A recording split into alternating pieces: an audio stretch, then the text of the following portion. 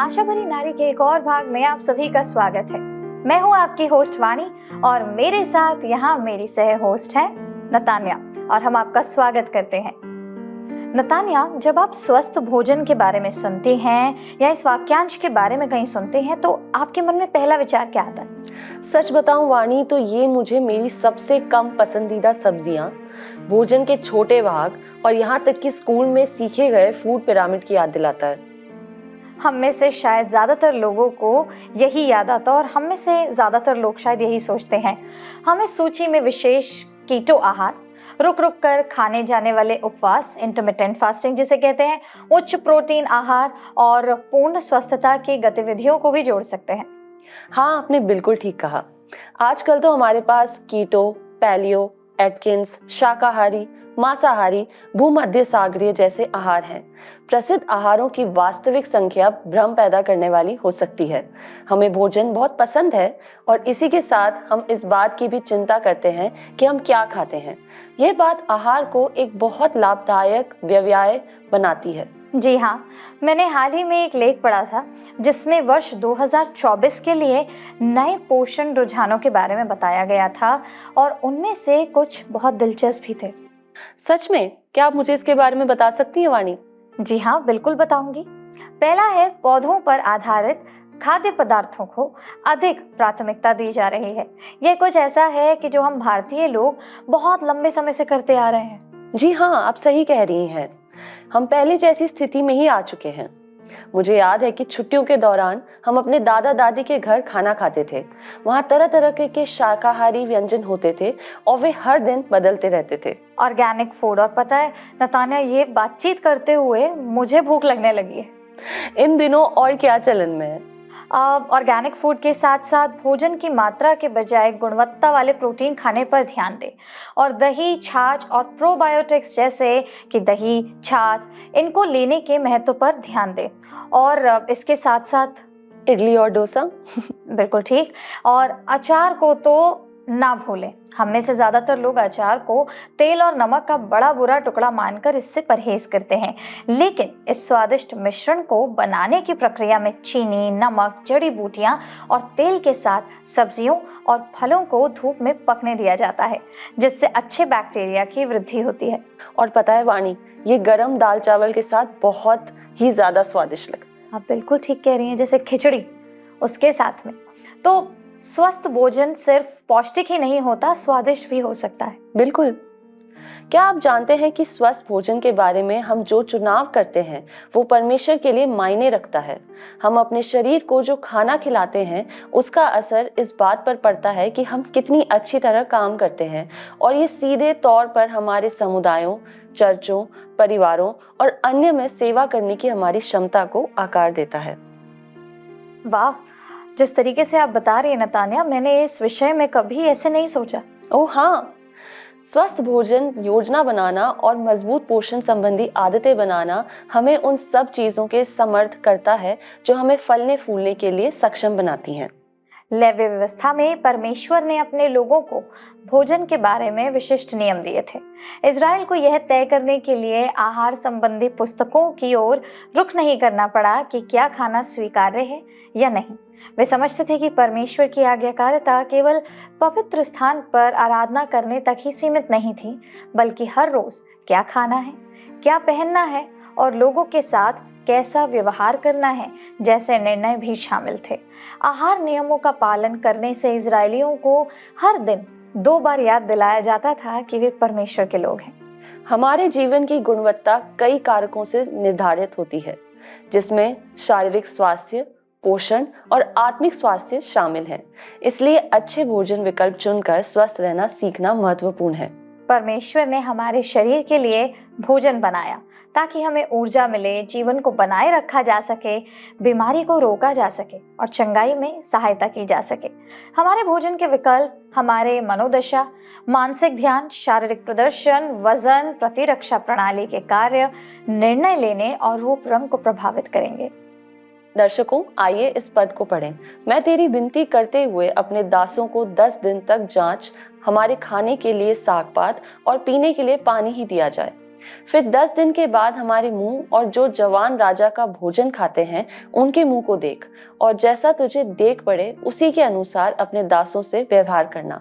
ऐसा परमेश्वर के वचन में लिखा है। क्या तुम्हें याद है कि ये कौन सी पुस्तक में पाया जाता है? जी हाँ नतानिया, ये दानियल की पुस्तक से है। बिल्कुल सही कहा। आइए इस पद की पृष्ठभूमि को समझने के लिए ये वीडियो देखें। जब यहूदा परमेश्वर से दूर हो गया तो परमेश्वर ने बाबुल के शत्रु राष्ट्र को यहूदियों को पकड़कर बाबुल ले जाने दिया। यरूशलेम के आराधनालय और शहर की दीवारें नष्ट कर दी गईं। बाबुल के राजा नबूकदनेस्सर ने आदेश दिया कि सबसे बुद्धिमान और सबसे सुंदर बंदियों को शिक्षित किया जाए और उन्हें बाबुल के दरबार में सेवा करने के लिए शिक्षित किया जाए। इस बीच बाबुल में दानियल और यहूदी बंदियों को जीवित रहना था और अपने नए जीवन का सर्वोत्तम उपयोग करने का प्रयास करना था। उन्हें ये सीखना था कि एक ऐसे स्थान पर यहूदी कानून का पालन कैसे किया जाए जहां अधिकारी लोग परमेश्वर का सम्मान नहीं करते थे। मूसा का कानून आराधना, रिश्तों, काम और यहाँ तक कि क्या खाया जा सकता है और क्या नहीं को आकार देने के लिए था। दानियल और अन्य युवकों को महल में रहने और शिक्षित होने के लिए चुना गया था। नबूकदनेस्सर ने यहूदा के अलावा कई देशों पर विजय प्राप्त की थी और वो उन सभी से सबसे अच्छे दिमाग वालों को इकट्ठा कर रहा था ताकि उन्हें अपनी सरकार में सहायक के रूप में प्रशिक्षित किया जा सके। राजा ने इन युवकों के लिए 3 साल के अध्ययन पाठ्यक्रम की योजना बनाई ताकि दानियल को उस समय की सर्वोत्तम संभव शिक्षा प्राप्त करने का अवसर मिले। बेबीलोन के लोग गणित, ज्योतिष, शास्त्र और चिकित्सा के बारे में जानते थे। रसायन विज्ञान और धातु विज्ञान दानियल के समय के प्रमाणित विज्ञान थे और धर्मशास्त्र और दर्शन शास्त्र भी इसमें शामिल रहे होंगे। युवकों के अधिकारी व्यक्ति ने उन्हें बेबीलोन के नाम दिए। दानियल का अर्थ यहूदी भाषा में मेरा न्यायकर्ता ईश्वर है। उसका नया नाम बेलशस्सर रखा गया जिसका अर्थ था जीवन की रक्षा करना, और ये बेबीलोन के देवता बेल का सम्मान करता था। उसने उन्हें वही दिया जो उसे लगा कि खाने पीने में सबसे बढ़िया है। राजा की मेज से युवकों को दिए जाने वाले खाने पीने के सामान और दाख मधु शायद बहुत ही शानदार, सबसे उत्तम और दुर्लभ खाद्य पदार्थ थे जिन्हें केवल अमीर लोग ही खरीद सकते थे। लेकिन राजा के खाने पीने के सामान और दाख मधु के साथ समस्या ये थी कि वे सभी प्रतिमाओं की आराधना करने वाले थे और जो भी उन्हें खाता था वो प्रतिमाओं का सम्मान करता था। साथ ही परमेश्वर ने यहूदियों को खाने के बारे में कड़े नियम दिए थे। यहाँ तक कि जो कुछ वे खाते थे उसमें भी यहूदियों ने दिखाया कि परमेश्वर का सम्मान किया जाना चाहिए। बेबीलोन में इन नियमों का पालन नहीं किया जाता था। दानियल को लगा कि अगर वो परमेश्वर के नियमों का पालन नहीं करेगा तो वो अपवित्र हो जाएगा और परमेश्वर का अपमान करेगा। युवा विद्वानों के अधिकारी व्यक्ति ने दानियल के राजा के भोजन को खाने से इनकार करने पर विचार किया। हालांकि वो व्यक्ति राजा की आज्ञा न मानने से डरता था। क्या होगा अगर उसने इन यहूदी पुरुषों को कुछ और तरीका का खाना दिया और फिर वे बाकी व्यक्तियों की तरह मजबूत और सुंदर ना हो? तब राजा क्रोधित हो सकता था और उस आदमी का सिर कटवा सकता था जिसने उसकी आज्ञा नहीं मानी थी। दानियल ने 10 दिन की परीक्षा का सुझाव दिया। यहूदी राजा के भोजन और दाख मधु को साझा करने के बजाय सब्जियां खाएंगे और पानी पिएंगे। वो अधिकारी ऐसा करने के लिए सहमत हो गया।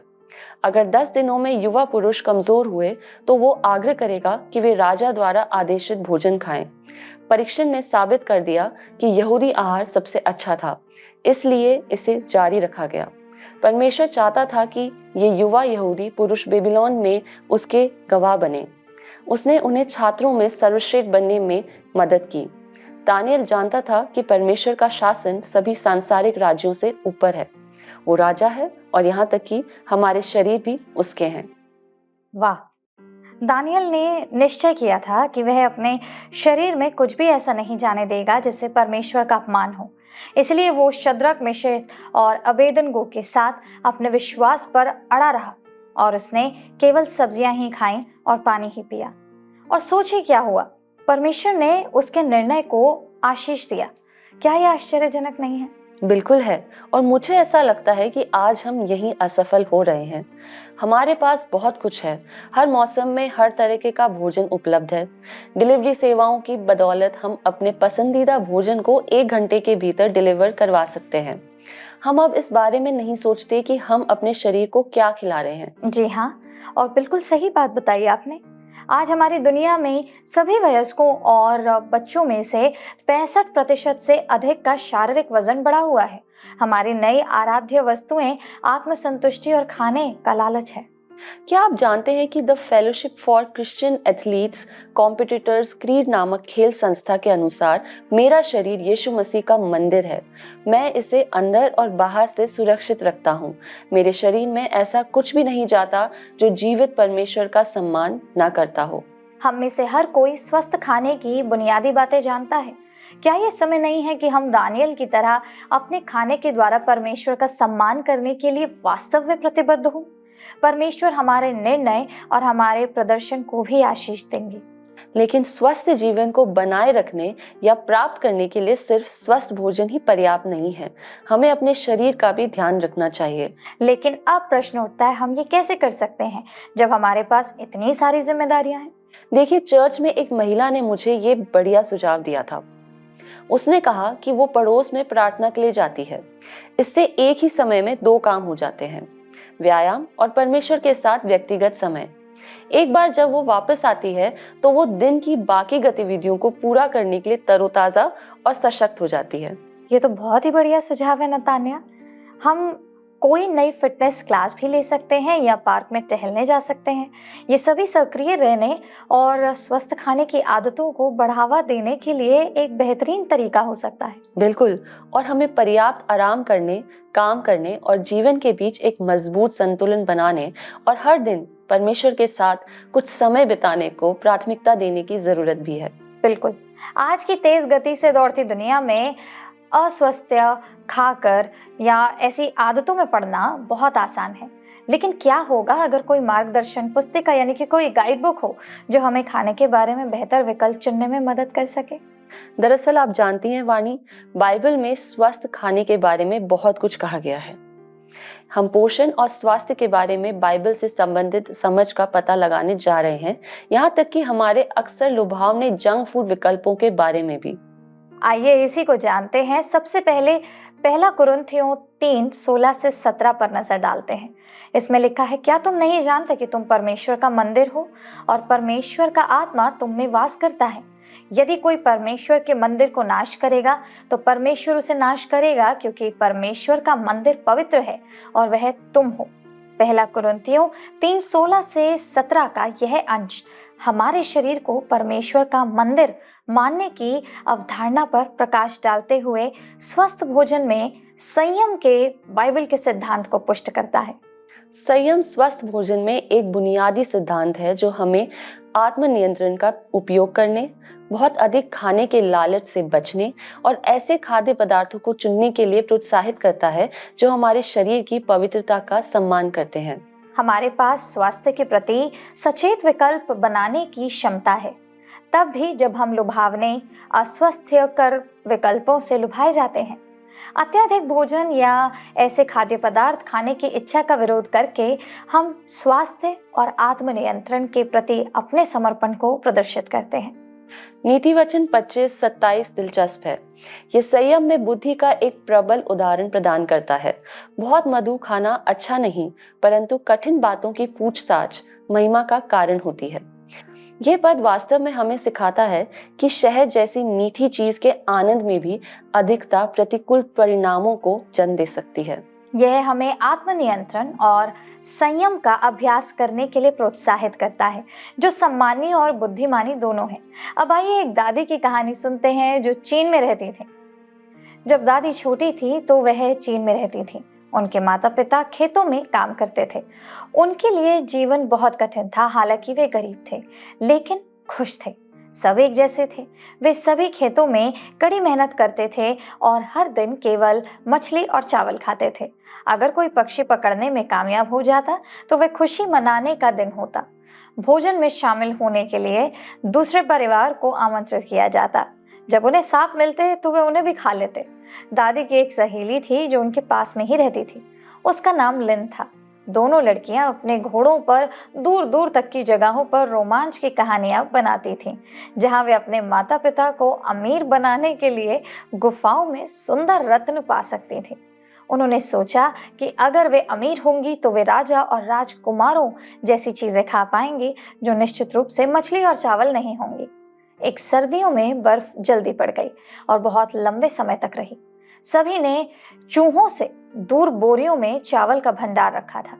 उनकी सूखी और नमकीन मछली छत के पास ऊंची जगह पर लटकी हुई थी। दादी की माँ को चिंता थी कि सर्दियों के लिए पर्याप्त भोजन नहीं होगा। चावल तो ठीक ठाक चल रहा था, लेकिन मछलियां लगभग खत्म हो चुकी थी। जल्द ही ज्यादातर भोजन सिर्फ चावल से बनने लगा। मछली लगभग खत्म हो चुकी थी और फिर वह बिल्कुल खत्म हो गई। दादी को एहसास होने लगा कि उन्हें वास्तव में मछली खाना बहुत पसंद है। मछली के बिना चावल बहुत सादा था। उसने अपनी माँ से शिकायत की। उसने कहा कि उसे मछली के बिना चावल खाना पसंद नहीं है। उसकी माँ उसके पास आकर बैठ गई और बोली, चावल हमारे लिए बहुत अच्छा है, यह हमें जीवित रखता है।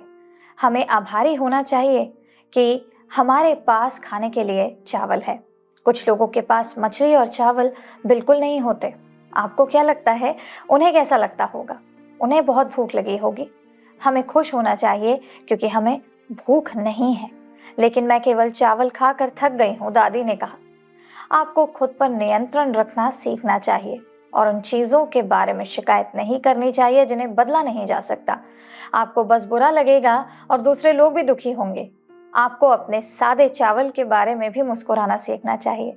सालों बाद जब दादी बहुत बूढ़ी हो गई तो उनके पोते पोतियों ने उनसे पूछा कि क्या उन्होंने कभी सादे चावल के बारे में मुस्कुराना सीखा।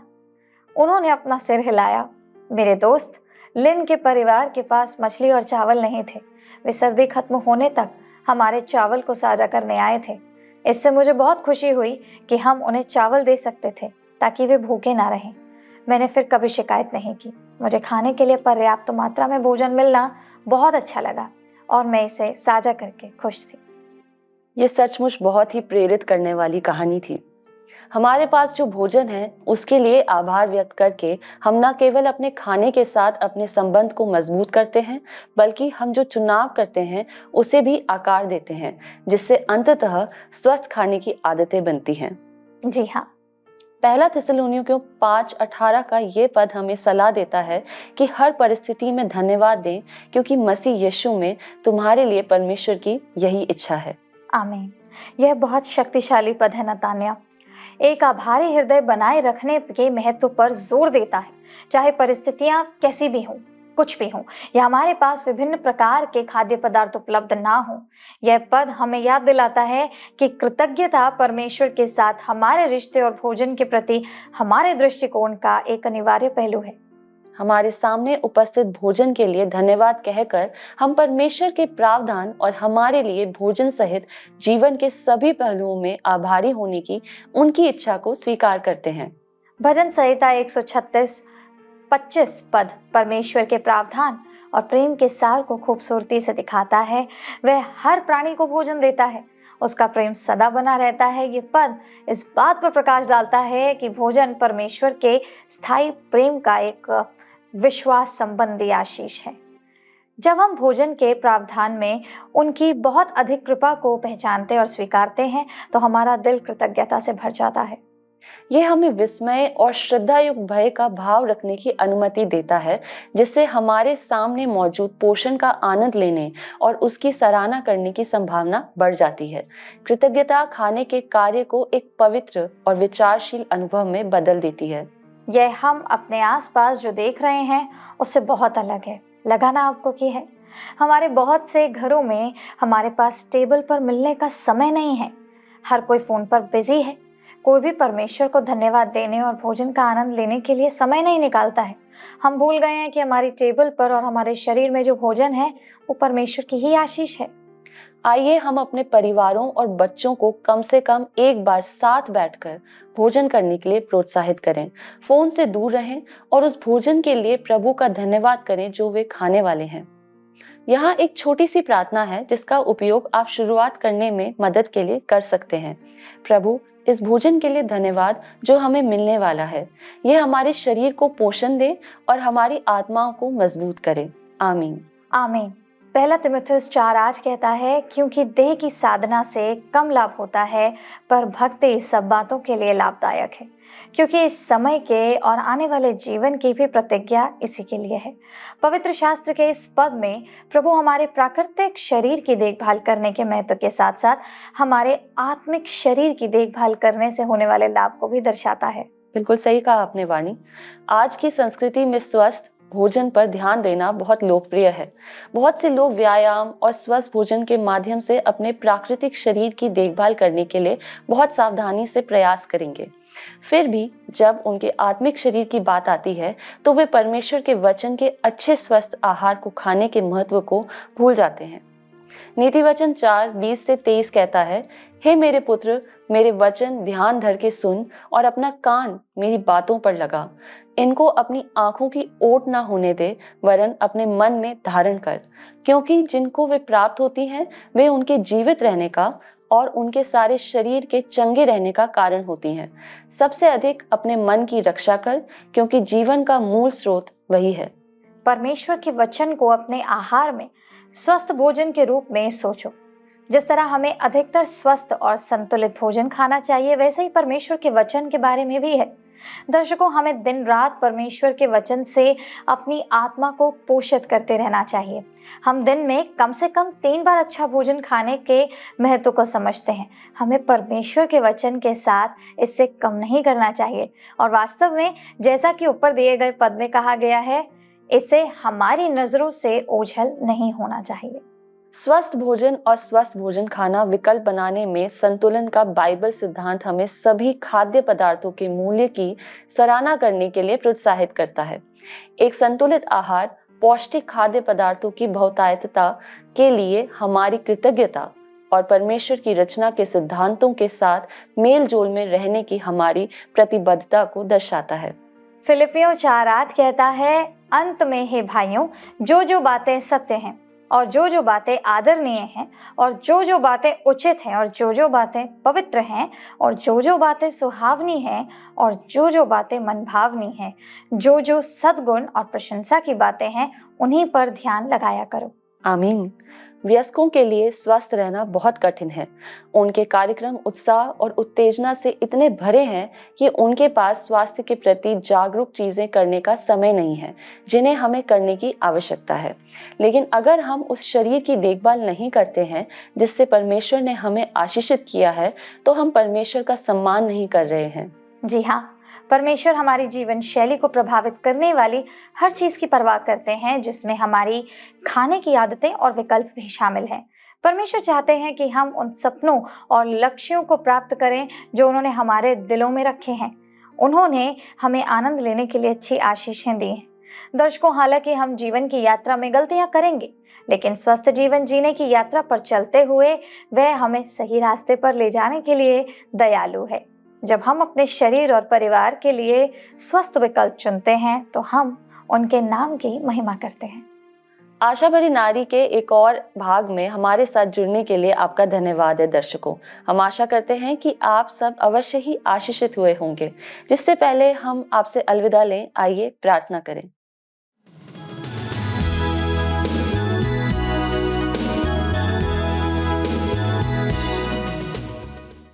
आइए प्रार्थना करें। अत्यंत महान अनुग्रहकारी पिता परमेश्वर, आज के सुंदर वचन के लिए, इस सुंदर कार्यक्रम के लिए आपका धन्यवाद देते हैं पिता।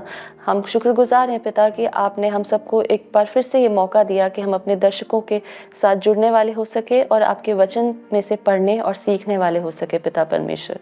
आज जबकि हमने इस कार्यक्रम से सीखा है पिता परमेश्वर कि हम कैसे अपने शरीर को उन खाद्य पदार्थों से, उन स्वस्थ व्यंजनों से परिपूर्ण कर सकते हैं पिता परमेश्वर, जिससे कि हमारे शरीर को वो बल, वो ताकत और वो बुद्धि मिलती है पिता परमेश्वर, जिससे कि हम आपके कामों में उसको उपयोग करने वाले हो सके पिता परमेश्वर।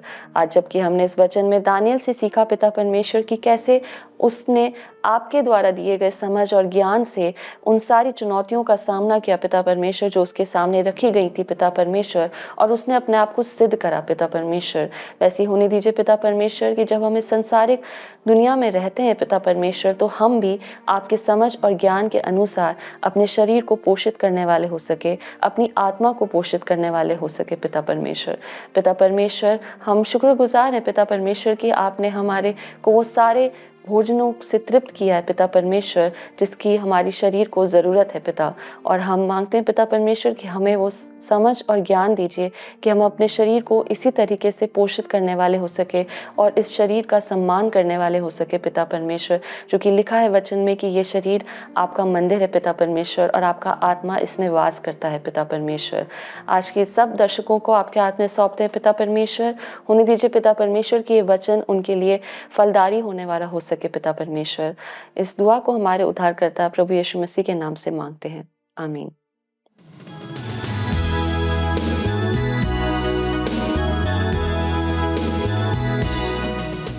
तो दर्शकों, हमें उम्मीद है कि आपने आज के इस कार्यक्रम से सीखा होगा और अब आप बिना समय गवाए इसे अपने जीवन में अनुसरण भी करेंगे।